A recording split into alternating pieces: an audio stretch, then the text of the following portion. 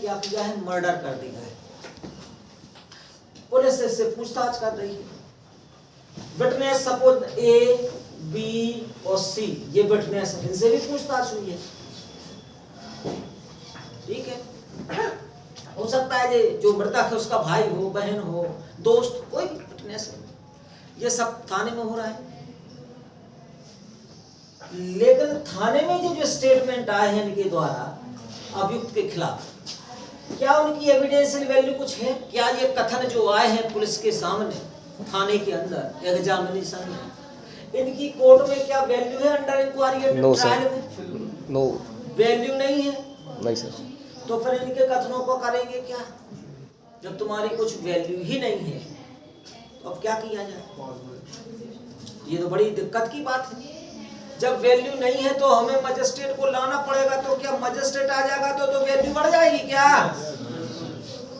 Yes sir, बढ़ जाएगी value. तो एक मिनट, अब जरा सोचो कि इनके जो स्टेटमेंट विटनेस के और एक्यूट पर्सन के पुलिस के समक्ष आ रहे हैं अगर, तो इनकी वैल्यू क्यों नहीं है? सवाल ये नहीं आएगा। ये तो जल्दी आ गया दिमाग में कि वैल्यू बढ़ जाएगी। तो क्या ये बेचारे इतने कमजोर हैं इन्वेस्टिगेशन में पुलिस कि कोई इनके सामने कथन किया जाए तो न्यायालय में वैल्यूएबल नहीं है? क्यों नहीं है? सवाल नहीं आएगा हमारे सामने, आएगा क्यों नहीं है? उसकी खोज करो तो बात समझ में आ जाए। हम वीक एविडेंस, हम तो ये कह रहे एविडेंस ही नहीं होते हैं। तुम तो कह रहे वीक, हम ये कह रहे कि पुलिस के समक्ष जो बयान दर्ज स्टेटमेंट आए हैं वो तो एविडेंस ही नहीं है। वीक तो बहुत दूर की बात है। तो वो तो कह रहे कि रेलिवेंट नहीं होगा, तो क्या का एविडेंस? जो फैक्ट रेलिवेंट ही नहीं है, इररेलिवेंट का क्या न्यायालय में साक्ष्य दिया जाता है? No sir. तो इनने अपनी आंसर देके खुद इनने अपने उत्तर को फंसाया है। धारा 25 एविडेंस एक्ट निकालो।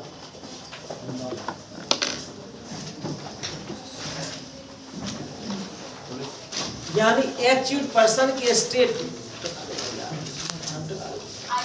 तो समझ रहे पूरी बात। 25 क्यों निकाल रहे हैं समझिए।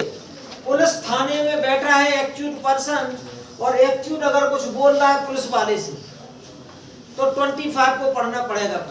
25 सेक्शन 25 पुलिस ऑफिसर से की गई संस्वीकृति का साबित ना किया जाना। अब ये बताओ सही में संस्वीकृति मींस कन्फेशन कौन नहीं जानता? कौन नहीं जानता कन्फेशन? ना तो प्रवीण बोल रहे हैं, ना ये देवांश बोल रहे हैं, ना पढ़ी भी नहीं है। कन्फेशन जानते हो? जो मतलब खुद से एक्सेप्ट कर रहे हैं किस चीज के बारे में? सिविल क्राइम के बारे में। जो उसके ऊपर एलिगेशन है, जो आरोप है। काय के संबंध में बोला हमने? आरोप। इसका मतलब ये है कि अगर किसी पर्सन या मींस अभियुक्त के खिलाफ अगर पुलिस ने आरोप लगा दिया है, जब तक आरोप नहीं लगा कन्फेशन। तो आरोप जो उसके ऊपर है, उस आरोपी से चार्ज को वो स्वीकार करता है किसके सामने? धारा 25 में तो पुलिस के सामने, पुलिस ही के सामने। तो मजिस्ट्रेट के सामने मजिस्ट्रेट, अरे अगर किसी अभियुक्त ने कोई कन्फेशनल स्टेटमेंट दिया है पुलिस के सामने, तो क्या ऐसा स्टेटमेंट साबित किया जा सकता है? धारा 25 में लिखा है। Yes sir. नहीं किया जा सकता। इसका मतलब क्या निकला? ये इररिलेवेंट फैक्ट नहीं है, इररिलेवेंट और न्यायालय के समक्ष किन तथ्यों का साक्ष्य दिया जाता है? रेलेवेंट फैक्ट्स का। तो इसने तो वैसे ही बार कर दिया 25 और 26 में क्या रेलिवेंसी हो जाएगी? अब 26 पढ़ना पड़ेगी। पढ़ो 26 नहीं इंग्लिश में। हाँ, Confession by accused while in custody of police not to be proved against him। अब बताओ दोनों में अंतर कहाँ है? क्या है 25 और 26 वो में? कस्टडी में है सर, 26 में कस्टडी में आ गया है। 26 में कस्टडी में स्टेटमेंट है यस सर। और 25 में पुलिस ऑफिसर से स्टेटमेंट है। Yes sir. दोनों में अंतर यही है, ना तो उसकी कस्टडी में स्टेटमेंट रेलिवेंट होंगे कन्फेशनल, और ना पुलिस ऑफिसर के समक्ष किए जाए तब भी होंगे रेलिवेंट। लेकिन 26 में एक अनलेस के बाद Yes, छोटी sir. सी लाइन आने वाली है जो 164 खोल देगी। Yes, sir. Unless it be made in the immediate presence of magistrate shall be proved as against such person. Shall be prove means relevant है और सच पर्सन के खिलाफ प्रूव साबित करते किए जा हैं। सकते हैं। Yes, sir. साबित में मैं शैल कुछ इंग्लिश में फिर से पढ़ो। Shall. शैल देखो क्या शैल लग गया तो तुम छूट गया जानने का। हमें कोई बता दे शैल का मतलब, ये शैल जो लग गया इसका मतलब निकलेगा क्या, बोलो क्या? सर, इस- मजिस्ट्रेट के स्टेटमेंट जो सर रिलीज मजिस्ट्रेट किए- के सामने जो मजिस्ट्रेट ने 160 जो मजिस्ट्रेट ने कन्फेशनल स्टेटमेंट अपनी इमीडिएट प्रेजेंस में लिखे हैं एक्यूज पर्सन के, क्या ऐसे स्टेटमेंट को चैलेंज किया जा सकता है? नहीं किया जा सकता सर। चैलेंजेबल है क्या? No sir. और बाद में सर वो हॉस्टाइल भी नहीं हो सकता, मतलब वो कथन से अपने वापस भी नहीं हो सकता है कन्फेशनल स्टेटमेंट से। बदल जाए तो रिट्रैक्ट कन्फेशन होती है। सर पर ये तो मजिस्ट्रेट के सामने है ना। तो का किया मजिस्ट्रेट जा का सकता है, चैलेंज में प्रूफ किया जा सकता है कन्फेशन को कोर्ट में। कोर्ट में मजिस्ट्रेट चैलेंज, के सामने। देखो बात समझ में आ रही, चैलेंज किया जा सकता है क्या?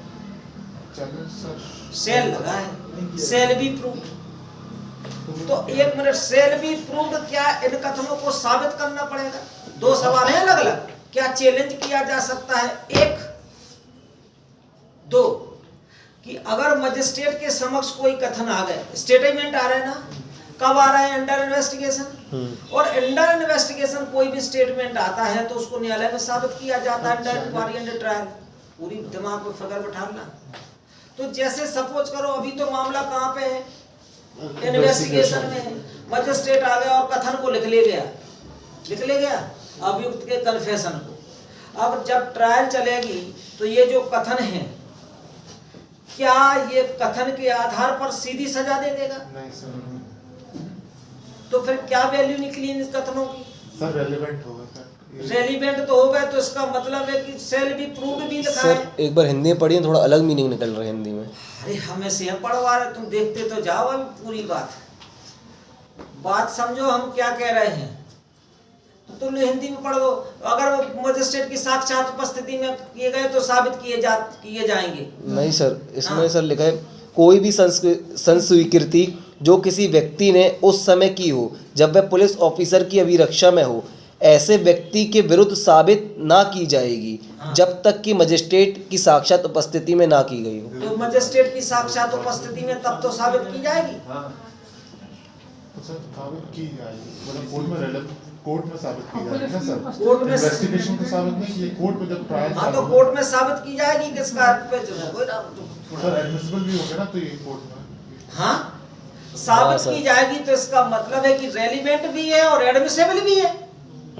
हमारा बात तुम समझे क्या Yes, कहना sir. चाहते? सपोज दैट हम पहले प्रैक्टिकल लाइफ में आओ, मिस्टर एम बैठे थे मजिस्ट्रेट और इनने 164 में स्टेटमेंट दर्ज कर लिए, ठीक है।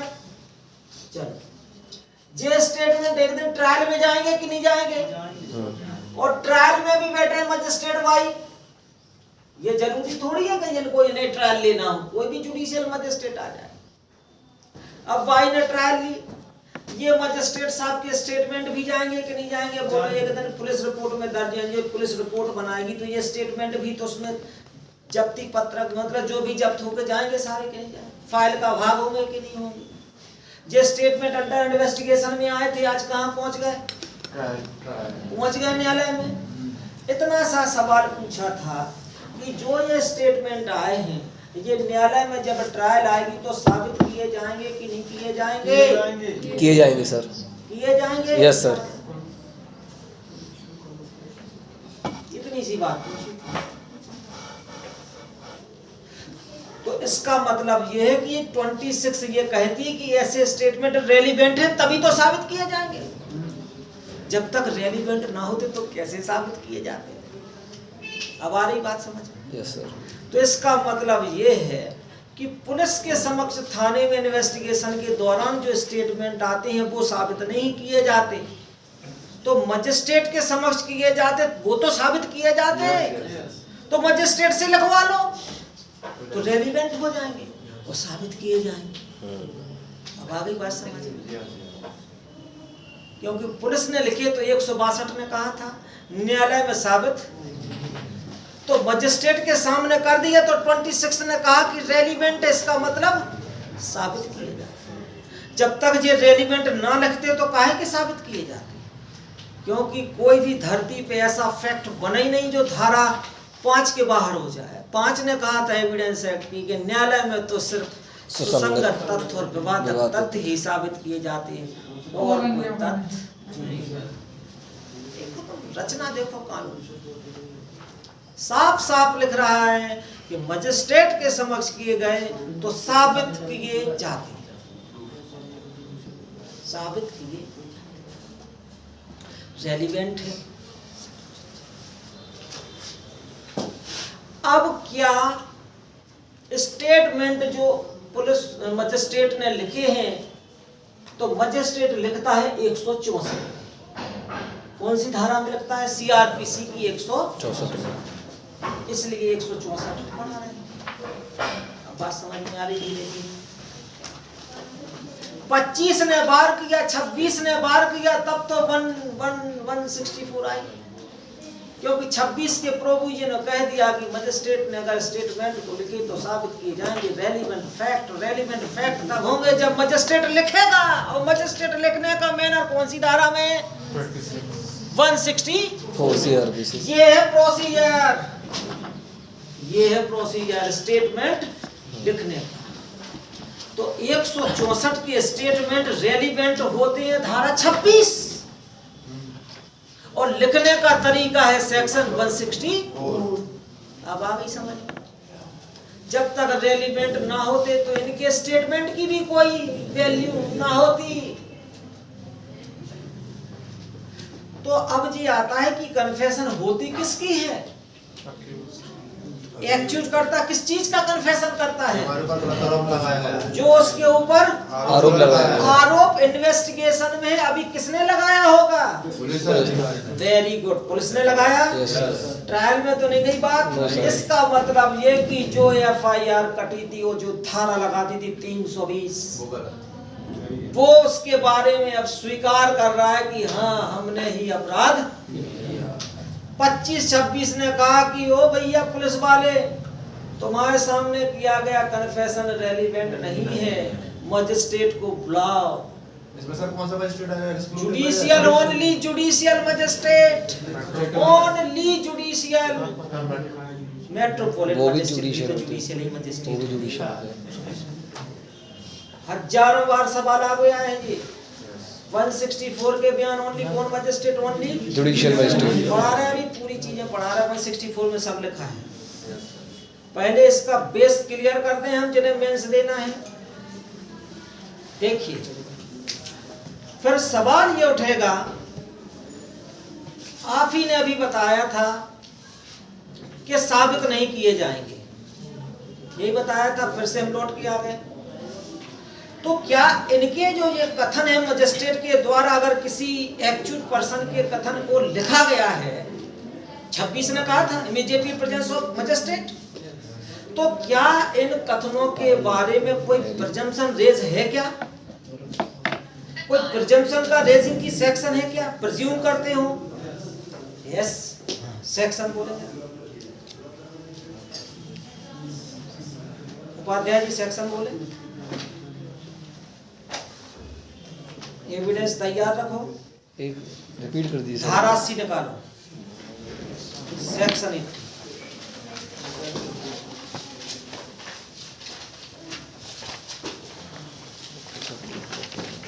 पूरी एक एक चीज निकाल के जाओ। और भैया ध्यान रखियो, आईपीसी सीआरपीसी एविडेंस लेके आओ, तीनों सब। ऑनलाइन धारा 80 निकालो एविडेंस एक्ट की, ठीक है? इंग्लिश में पढ़ रहे जे, तुम लोग हिंदी में देखते चलना, पढ़ रहे जे। हाँ, पढ़िए। Presumption as to documents produced as record of evidence. Whenever any document is produced before any court purporting to be a record memorandum of the evidence or of any part of the evidence given by the witness judicial proceeding or before any officer authorized by the law to take such evidence or to be a take statement such evidence, authorized by law to take such evidence. or to be a statement or a confession by any statement and confession अगर reduce करने के लिए कोई authority तैनात की गई है, statement and confession बताओ कन्फेशन की वैल्यू निकाल ली। अगर किसी व्यक्ति किसी अथॉरिटी को कन्फेशन स्टेटमेंट लिखने के लिए एथोराइज किया गया है तो क्या वैल्यू होगी? हाँ, confession by any prisoner or accused person accused person बार बार आ रहा है, अभियुक्त की संस्वीकृति जो लिखी है किसी अथॉरिटी ने, हाँ, taken in accordance with law and purporting to be signed by any magistrate or judge sign by any magistrate, हाँ, or judge by any such officer as aforesaid, the court shall presume court shell presume. अगर जो ये कथन जिस authority के पास statement लिखे गए थे या कन्फेशनल स्टेटमेंट लिखे गए थे एक्यूज के द्वारा, हाँ, शैल बी प्रिज्यूम, किस बात की अवधारणा की जाएगी? शैल नॉट में शैल प्रिज्यूम, हाँ, the court shall presume that the document is genuine document genuine, यानी 164 के जो बयान लिखे आए हैं वो स्टेटमेंट कैसा है? असली है जेन्युइन है। ताकत देखिए आप, 164 के बयान की ताकत देखिए। क्या मान के चल रही है लेजिस्लेचर कि ये तो सत्य है। धारा 80 में तो पढ़ रहे हैं। हेलो,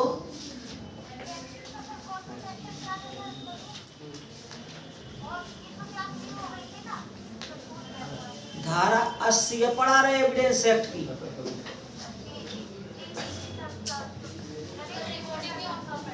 रिकॉर्डिंग, एक मिनट,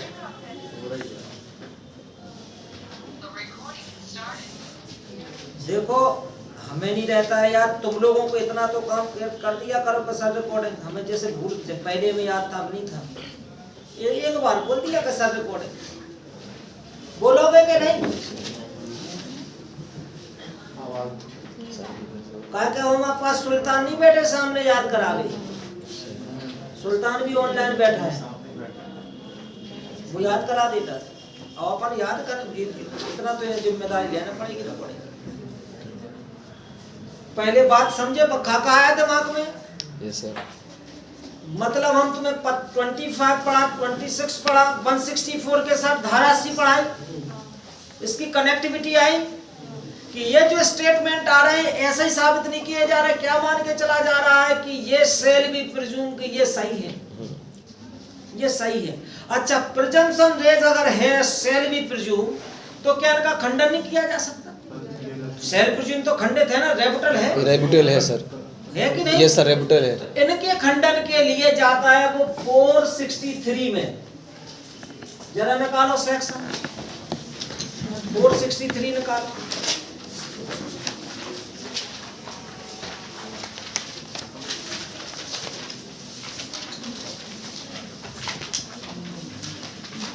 पढ़ना पड़ेगा साहब। सेक्शन 463 धारा 164 या धारा 281 के उपबंधों का अनुपालन। फर्स्ट, यदि कोई न्यायालय अनुपालन को इंग्लिश में क्या बोलती है? Non compliance. जबकि 164 के अनुपालन ना किए गए हो प्रोविजन, तो इसका मतलब यह है कि 164 के जो बयान आए हैं और अगर उसमें प्रोसीजर पालन नहीं किया गया प्रॉपर, 164 लिखा है, पढ़ना है, 164 का पालन करना पड़ेगा मजिस्ट्रेट को, नहीं करना पड़ेगा। 164 में क्या है? प्रोसीजर है स्टेटमेंट लिखने की। क्या है प्रोसीजर? स्टेटमेंट कैसे लेखबद्ध किए जाए। और वो प्रोसीजर अगर 164 का मजिस्ट्रेट ने नहीं माना, फॉलो नहीं किया, तो 164 रिजल्ट 463 रिजल्ट बता रही कि नहीं बता रही? इतनी बात तो दिमाग नहीं आ गई। क्योंकि इनके जो स्टेटमेंट हैं वो कैसे थे, सेल प्रिज्यूम तो लगा था, ये तो था यस सर। कि सेल भी है जेन्युइन, लेकिन साथ में 463 कुछ और बात निकल के आ गई कि अगर तुमने 164 का कंप्लायंस प्रॉपर नहीं किया तो चैलेंज हो रही ना स्टेटमेंट। तो इसका मतलब ये है कि कुछ भी हो जाए, 164 में जो भी अक्षर हैं अक्षर का पालन स्ट्रिक्टली किया जाए मजिस्ट्रेट के द्वारा।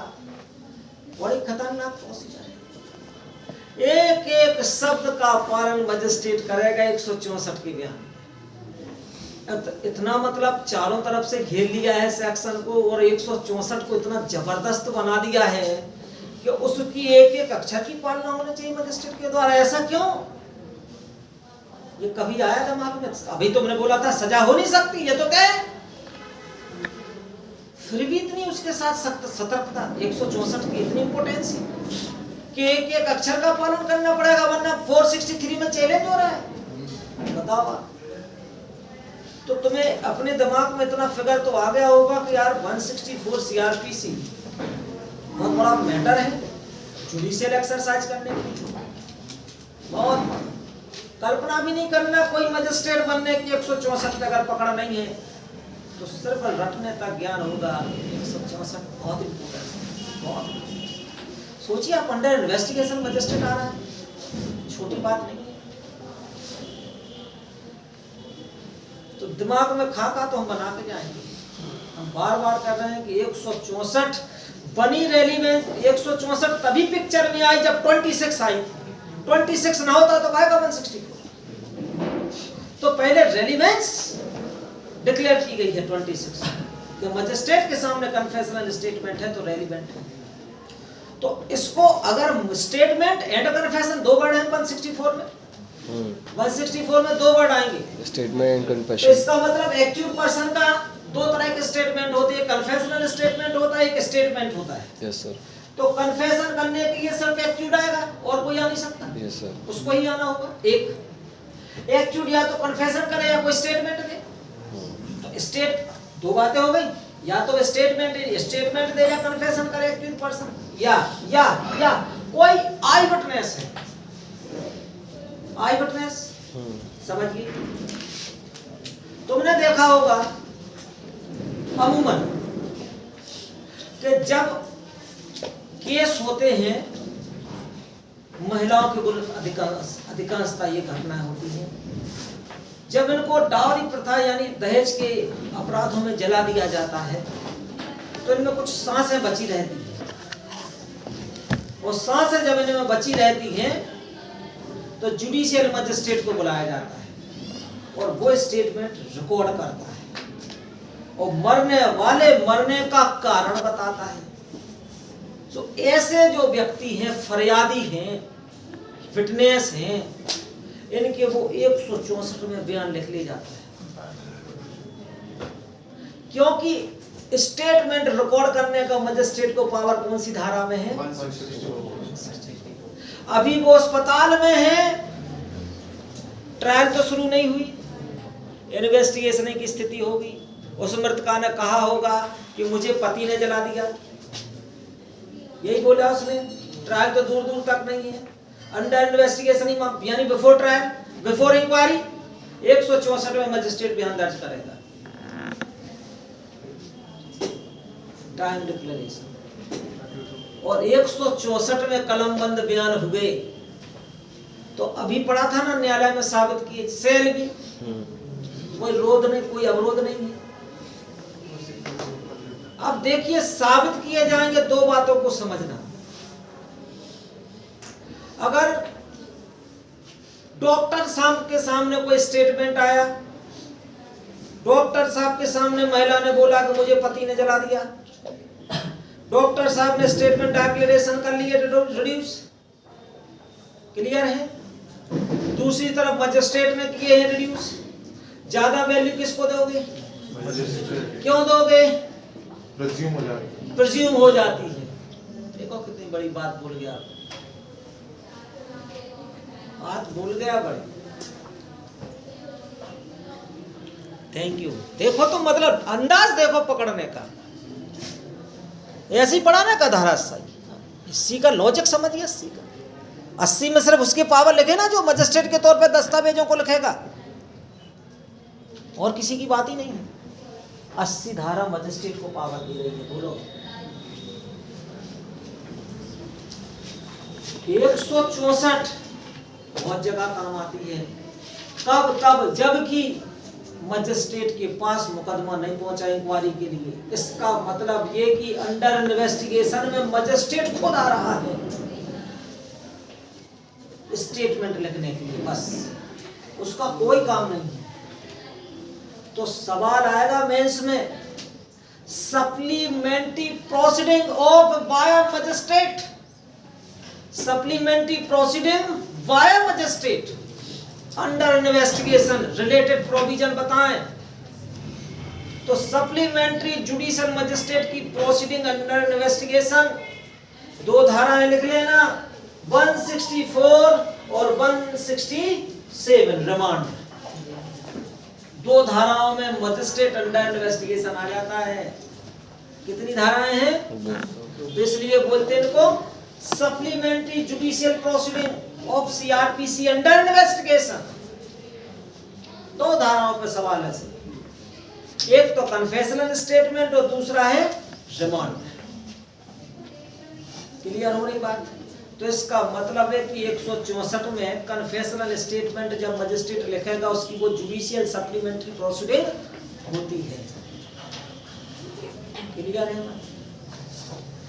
फिर से हम आ गए, बढ़िया तुम्हें चार्ट बना के 164 के अंदर ले जा रहे।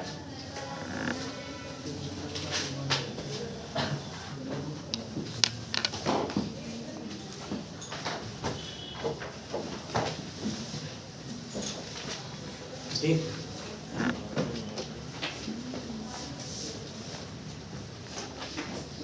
164 की जो जान है वो क्या है बताइए आप। क्या ये इंक्वायरी ट्रायल में स्टेटमेंट लिखे जाते हैं कि बिफोर लिखे जाते हैं? Under only under investigation. Under investigation.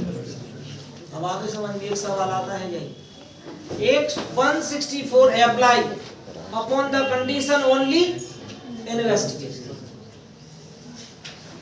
दूसरी बात, 164 के स्टेटमेंट लिखेगा कौन? जुडिशियल मजिस्ट्रेट के एग्जीक्यूटिव जुडिशियल, ओनली जुडिशियल। तीसरा सवाल, क्या जो जुडिशियल मजिस्ट्रेट है वो स्टेटमेंट लिखने के लिए, ट्रायल चलाने के लिए एम्पावर्ड होना जरूरी है क्या? उसका लोकल जुडिक्शन होना जरूरी है क्या? जरूरी है क्या? नहीं सर, नहीं है। अब पढ़ो 164 क्लॉज नंबर 1। 164 संशय कृतियों और कथनों को अभिलेखित करना। एक मिनट, किसकी बात आ रही है? Confession and statement, yes, sir. 164 में अगर आ जाए सवाल की कन्फेशन के स्टेटमेंट की बात करती है कि ओनली कन्फेशन की, तो दोनों की बात करती है। हम बार बार कह रहे हैं कन्फेशन स्टेटमेंट, कन्फेशन ओनली अभियुक्त देता है और स्टेटमेंट अभियुक्त का भी हो सकता है और विटनेस का भी हो सकता है। स्टेटमेंट किसी का भी हो सकता है लेकिन कन्फेशन ओनली। अब आगे बात समझ, आगे पढ़ो। फर्स्ट, कोई महानगर मजिस्ट्रेट या न्यायिक मजिस्ट्रेट। बस अंडरलाइन ओनली, या न्यायिक मींस जुडिशियल मजिस्ट्रेट लिख तो दिया उसने खुल के नहीं लिखा जुडिशियल मजिस्ट्रेट, तो तुम्हें नहीं बिगाड़ना है एग्जीक्यूटिव लगा के। 164 not allowed executive magistrate statement. Yes sir, इसमें जेएमएफसी बस रहेगा कि जेएमएससी दोनों? एनी मजिस्ट्रेट, यानी जुडिशियल मजिस्ट्रेट। तुम चलते चलो। हाँ, एनी लगाना। Yes sir. अब एनी में कौन कौन से मजिस्ट्रेट आते हैं? सीजेएम हो, फर्स्ट क्लास हो, सेकंड क्लास हो लेकिन जुडिशियल। तो ये बताओ इसमें, हाँ आगे पढ़ो, हम बता रहे हैं। या न्यायिक मजिस्ट्रेट चाहे उसे मामले में अधिकारिता हो या ना हो। कहा भैया अभी तक सही उत्तर नहीं आ रहा था ना, फंस गए थे। अधिकारिता तो होनी चाहिए। लिखा है क्या? क्या लिखा है? चाहे उसका जुडिक्शन हो या ना हो। तो सिर्फ क्या रिक्वायरमेंट है जरूरी? जुडिशियल मजिस्ट्रेट बस, अधिकारिता हो या ना हो।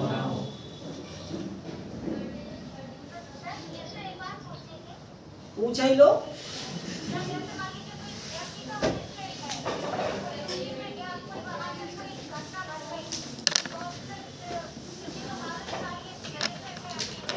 हाँ।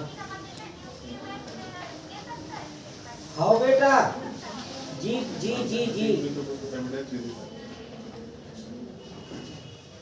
कोई डाउट नहीं है, दे दे तो कोई दिक्कत नहीं। अच्छा, इन्हीं मैडम का सवाल के लिए अभी तुमने इतनी बात पढ़ ली, चाहे अधिकारता हो या अब तो नहीं बिगड़ेगा। ये बहुत ज्यादा बिगाड़ के आते हैं, वो कॉमन सेंस करता है ना काम कि अधिकारता होना चाहिए। इसी चीज का रिजल्ट क्लॉज 6 पढ़ो लगातार, 164 का क्लॉज 6, 164 क्लॉज 6। हाँ क्लॉज 6, इस धारा के अधीन किसी संस्वीकृति या कथन को अभिलिखित करने वाला मजिस्ट्रेट उसे उस मजिस्ट्रेट के पास भेजेगा जिसके द्वारा मामले की जांच या विचारण किया जाना है। ठीक है, दिल्ली में लिख लिए, अब जबलपुर में भेज दिए, जिसे मामले में जांच और विचारण की अधिकारता है। सेल भी फॉरवर्डेड लिखा है, सेल लगा है। क्लॉज 6 तुम इंग्लिश में पढ़ दिया करो बना का है। The magistrate recording a confession or statement under this section shall forward it shall forwarded